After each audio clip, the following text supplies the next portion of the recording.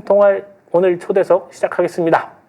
자, 지방선거는 시민의 삶과 가장 가까운 정치입니다. 그래서 저희 서울의 소리는 우리 시청자 여러분들이 후보를 직접 판단할 수 있도록 후보들의 생각, 정책 사례로 소개하고 있습니다. 오늘 모신 분은 부평구에서 기초의원에 도전하고 있는 더불어민주당 임규희 예비 후보자님 모셨습니다. 임규희 예비 후보님, 안녕하십니까? 네, 안녕하십니까? 네, 반갑습니다. 자, 이 신통할 초대석에 그동안 이 남성 후보자님들만 잔뜩 나왔었는데 오늘 드디어 여성 후보자님 한 분 모셨습니다. 우선 이 임규희 예비 후보님 어떤 분인지 먼저 간략하게 소개해드리고 시작하겠습니다. 자, 임규희 예비 후보자님 인천중앙여자상업고등학교 졸업하셨고 이 중앙상고에서 43대 학생회장 하셨답니다. 자, 인하대학교에 입학해서는 금융투자학과 학생회장 하셨고요. 김대중대전 청년위원회 부위원장, 더불어민주당 부평갑 청년위원회 부위원장, 부평구 동암자율방범대 팀장, 그리고 부평구 청소년 지도위원, 민주평화 통일자문회의 자문위원, 부평구 십정이동 주민자치회 위원으로 활동하셨고요. 현재는 법무부 교정위원으로 활동하시면서 민주당 인천광역시당 대학생 위원장으로 활동 중이십니다.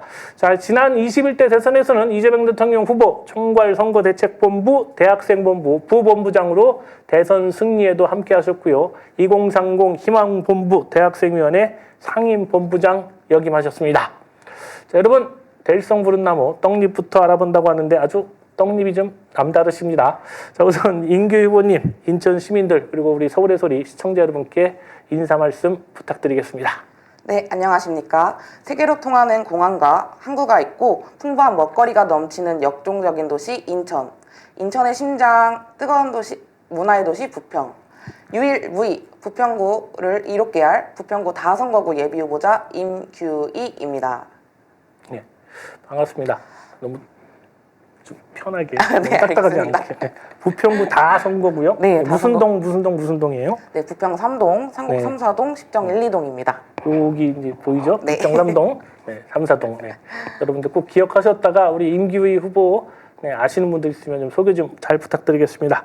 자, 그럼 임규희 후보님과 본격적으로 말씀 나눠보겠습니다. 일찍 20살 초반부터 자율방범대 주민자치회 이거 참 이런 지역 활동하기 힘드신데 일찍 시작했어요.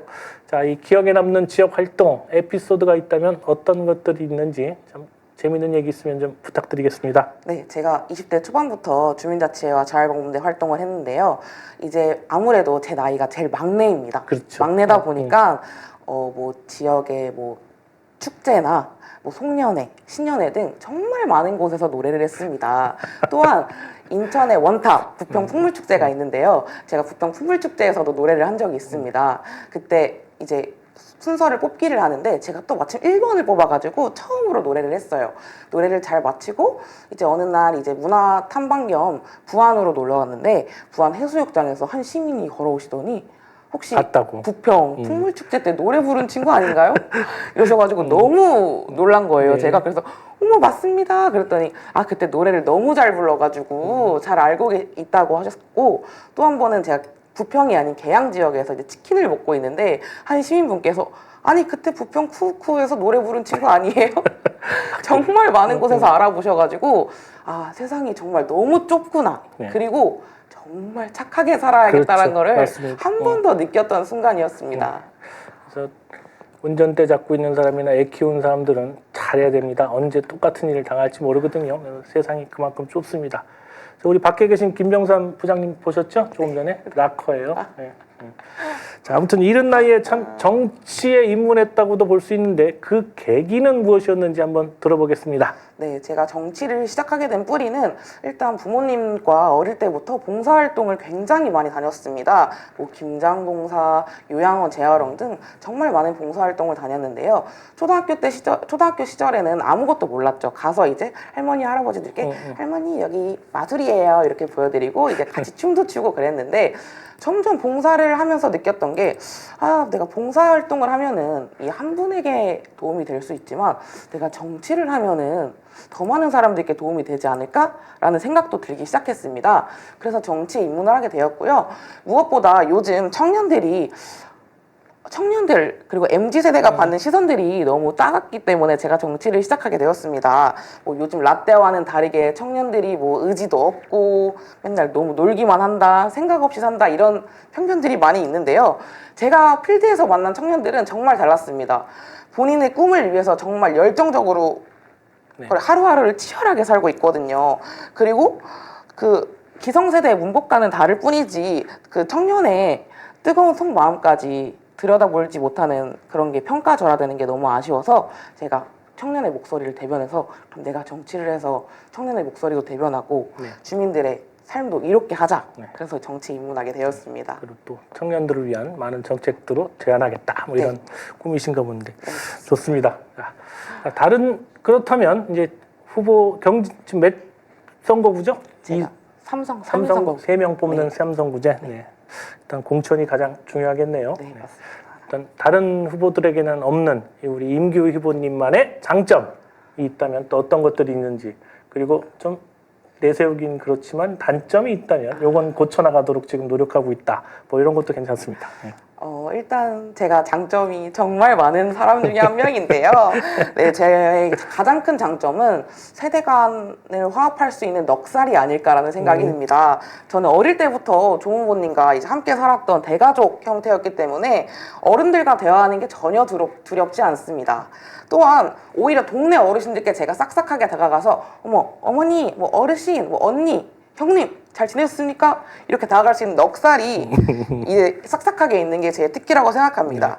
그리고 저의 또 하나의 강점은 끈기라고 생각합니다. 밤을 잇는 무서운 실행력입니다. 제가 하나에 집중하면 정말 밤을 새서라도 그거를 다 끝내야 되거든요. 그래서 제가 직장 생활도 했고 대학교도 병행했고 뭐 자율봉범대 주민자치 지역 활동도 했고 심지어 제가 또 욕심이 있어서 공모전 활동까지 또 시험 기간까지 겹쳤던 적이 있는데요. 하루에 3시간씩 자고 거의 일주일에 21시간 정도씩만 자고 열심히 해서 모든 것을 다 이뤄냈던 적이 있습니다. 또 저의 단점이라고 하면은 조금 급한 게 아닐까라는 생각이 드는데요. 너무 많은 것을 하고 싶기 때문에 조금 급한 게 없지 않아 있습니다. 그래서 요즘에는 좀 천천히 가려고 좀 넓게 시야를 보면서 또 책도 읽으면서 이럴 때는 어떻게 해야 될까 고민도 하고 좀 생각을 자주 하고 있습니다. 네, 좋습니다. 자, 이제 어쨌든 부평구의회 기초의원에 도전하고 계시잖아요. 이 부평구 의원이 된다면, 의회에 진출한다면 가장 먼저 하고 싶은 일은 어떤 게 있는지 한번 밝혀주시기 바랍니다. 네, 부평구에는 정말 많은 정책과 조례들이 있습니다. 그중 상당수는 현장과 동떨어져 있거나 복잡한 절차 때문에 주민들이 혜택을 받지 못하는 경우가 많은데요. 네, 새로운 정책을 발굴하는 것도 중요하지만 기존에 있던 조례들도 대대적인 업데이트를 하는 것도 중요하다고 생각합니다. 네. 그렇다면 가장 중요하고 시급한 문제, 이 부평의 현안 어떤 것들이 있을까요? 네, 부평에는 일단 캠프마켓이 있는데요. 대한민국의 영토이면서도 지난 80여 년간 우리의 주권이 미치지 못한 채 이제 단절되었던 지역입니다. 네, 근데 이 캠프마켓의 완벽한 정화와 문화 랜드마크 조성이 부평의 중심부가 되어서 시민의 품으로 돌아오는 만큼 그 내용물을 어떻게 채우냐가 100년을 결정한다고 생각합니다. 자연과 문화, 역사와 미래가 함께하는 부평이 좀 되면 좋겠습니다. 네, 부평이 그 문화재단이 있죠. 여기서 이제 전국 최초의 문화 정부에서 지정해주는 문화 있잖아요. 아무튼 그래서 매년 축제도 많이 하고 그러는데 부평이 크게 발전하기를 아마 임규 의원님 덕분이라도 잘 되기를 기대해 보겠습니다. 자, 근데 이 국회도 마찬가지고 기초회도 마찬가지라고 생각합니다만 조례 제정 등 이 정치적 현안이 생기면 기성 정치인 재선을 하시거나 3선 하시거나 나이 드신 많은 분들이 선수라고 하죠. 2선, 3선 하면서 내가 선수가 더 많다, 나이가 더 많다라고 해서 이 젊은 청년 정치인들이 밀리는 경우가 많고 이 초선의 청년 정치인들을 앞에 내세워서 이 총알바지로 쓰는 그런 경우들이 많은데, 자, 의회에 입성하게 되면 어떻게 이런 문제 해결할 생각인지 좀 여쭤봐도 될까요? 네. 일단은 선배님들의 선수에서 오는 노하우와 노련한 경험은 제가 분명히 배우고 존경해야 할 부분입니다. 하지만 제가 의회에 입성하면 그 경험의 격차를 소통과 압도적인 공부량으로 정면 돌파해보고자 합니다. 저 밤새우는 거 하나는 자신 있습니다. 자, 근데 이 또 이런 표현 써도 되는지 모르겠지만 저 같은 꼰대 정치인들이 만만치가 않아요. 아마 쉽지 않을 겁니다. 아무튼 잘 모시는 것도 일이니까 예, 선수 많으신 분들 잘 모시면서 노하우 배우고 청년 정치인답게 패기 보여주시면 될 것 같습니다.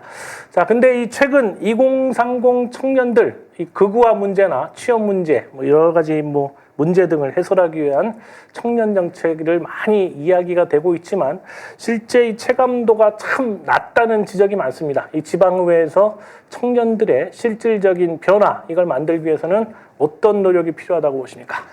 일단은 많은 청년 정책이 있지만 정작 청년들은 정책의 존재도 모르고 현실과 맞지 않아서 활용되지 않는 경우도 많습니다.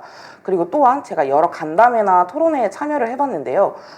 대부분 주최 측에서 장소를 정하고 주제를 정해놓고 다소 틀에 갇혀진 형식이 많았습니다. 하지만 이런 방식으로는 청년들과 소통할 수 없습니다. 청년이 직접 있는 곳으로 찾아가서 청년들과 소통을 해야 된다고 생각합니다. 부평에는 대학교가 없지만 인천에는 약 13개의 대학교가 있는 걸로 알고 있습니다. 또한 대학교뿐 아니라 부평에는 부평 문화의 거리와 테마의 거리가 있는데 여기에 청년들이 굉장히 많습니다. 이 현장에 직접 찾아가서 청년들이랑 소통을 해야 된다고 생각합니다.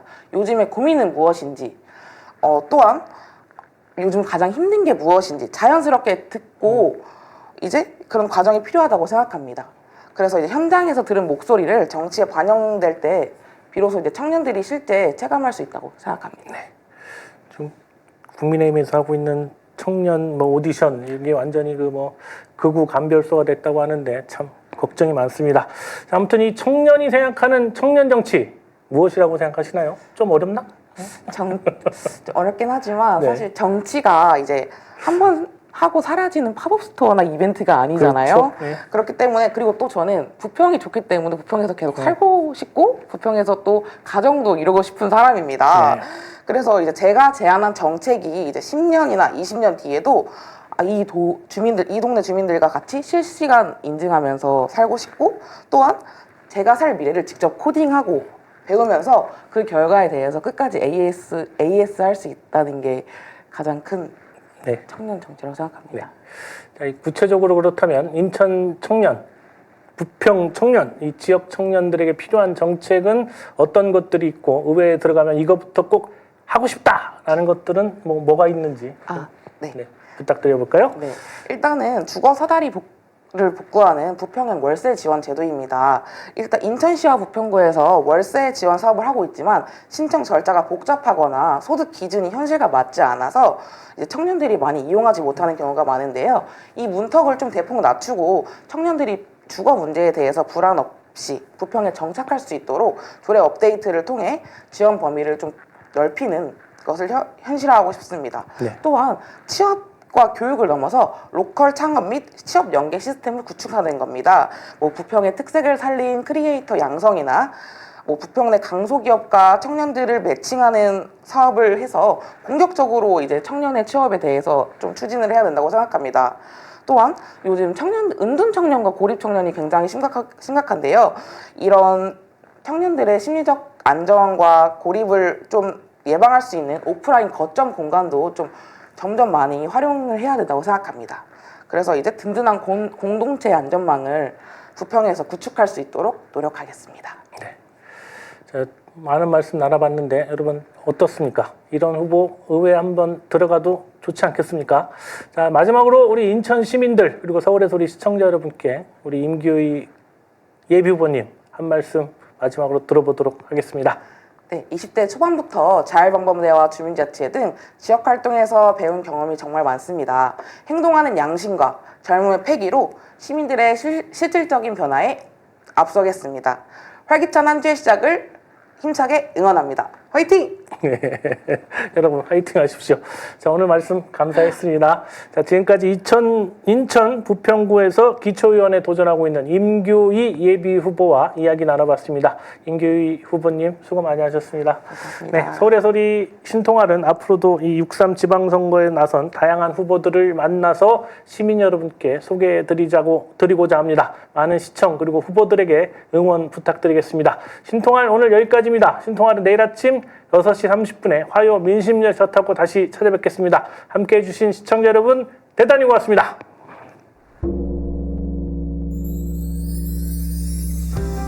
150만 구독자와 함께 걸어온 민족언론 서울의 소리. 우리는 오늘 새로운 얼굴로, 새로운 마음으로 다시 출발합니다. 탄압과 내란의 혼란 속에서도 멈추지 않았던 이유. 국민이 주인인 나라, 민주시민의 목소리, 국민 주권의 시대를 지키기 위해서였습니다. 이제 서울의 소리는 더 넓은 무대로 나아갑니다. 언론을 넘어 영상과 소리, 현장과 기록이 살아 숨쉬는 새로운 멀티미디어 저널로 다시 태어납니다. 진실을 말하고 거짓을 바로잡으며 시민과 함께 만드는 언론. 그 사명과 각오를 마음에 새기며 서울의 소리는 오늘 또 한 번 새롭게 출발합니다. 함께 걸어온 길처럼 앞으로의 길도 시민 여러분과 나란히 가겠습니다. 서울의 소리. 우리가 다시 시작합니다.